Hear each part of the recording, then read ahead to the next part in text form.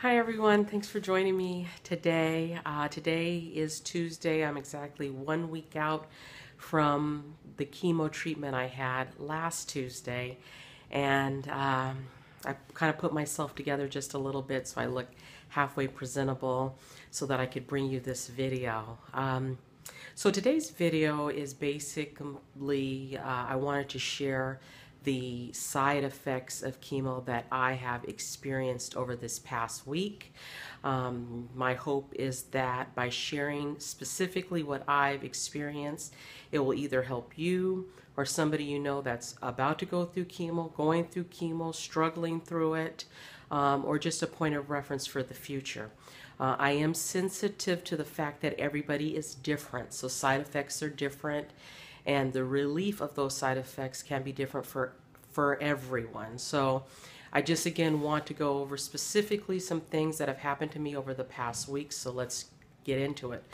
Very first side effect that I experienced immediately after my chemo treatment last Tuesday was fatigue, and the fatigue was relentless. As soon as the treatment was over, I was wiped out. I did not immediately lay down. I actually still kind of walked around that day, got something to eat, did what I needed to do, but several hours later I was in the bed, and I'm going to be completely honest with you, I was probably in bed since Sunday.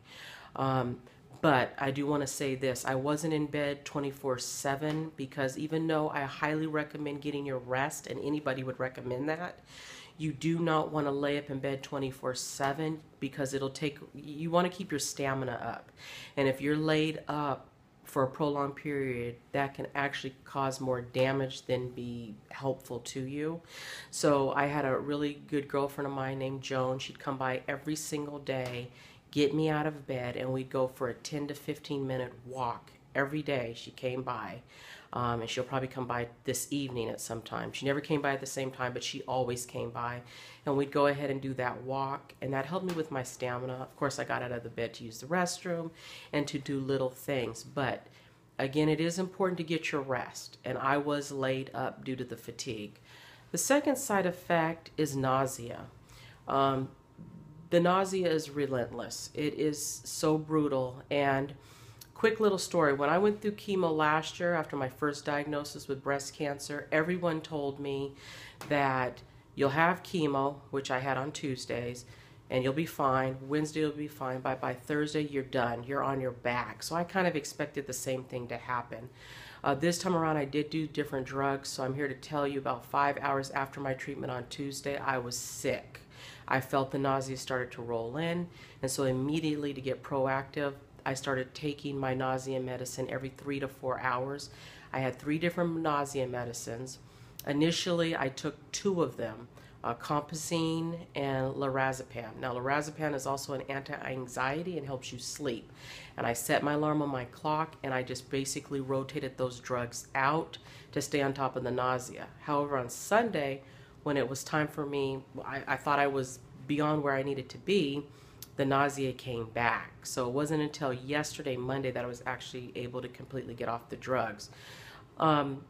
The reason why I think a lot of people told me, and why this happened last year where the nausea would not kick in for several days, is because the pre-drugs they give you with chemo are steroids to prevent an allergic reaction, and heartburn medication, which I will talk about next. And also they give you about 3 different nausea medicines, and usually those medicines are enough to hold you for several days, but for whatever reason they did not hold me. So nausea was really a problem. The next thing I experienced was heartburn. Heartburn is inevitable with almost all chemo drugs.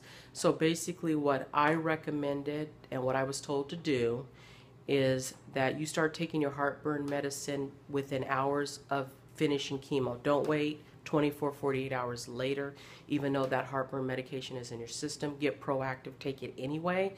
Just assume you're going to get heartburn, because the thing about heartburn, it will lead to nausea. It leads to dehydration and nutrients depletion, and it can also, if you're not eating and taking in any food, constipation is going to eventually show up in your world. And the next thing I'll talk about is, unfortunately, constipation. Constipation, I'd say if you go more than 3 days without having a bowel movement and that's not normal for you, you need to reach out for help immediately. A lot of these drugs do cause constipation, which leads into nutrition depletion. Unfortunately, I was not able to eat or drink, and most people going through chemo are going to experience the exact same thing. You will not be able to eat or drink anything. So you really need to lean on something. Nutrients is so important. I can't stress that enough. There are people that pass away during chemo. They don't pass away from cancer. They pass away from what happens to their body during chemo, and a large number of that is nutrition depletion. They're not able to get any liquids or fluids into their body, and they're not able to eat, and therefore your body shuts down. Literally, I could have gone days without having anything. I had no desire to eat anything, whether it's because there's sores in your mouth, which I don't have, the metal taste in your mouth, the lack of desire to eat, the nausea, the constipation, all that is working against you, so it's very hard. But I'm here to tell you, almost every hospital in America has a nutritionist on staff, and almost all cancer centers do. Reach out to them. It's very imperative because they can give you some tricks on what to use if you experience nausea. It's amazing the different things.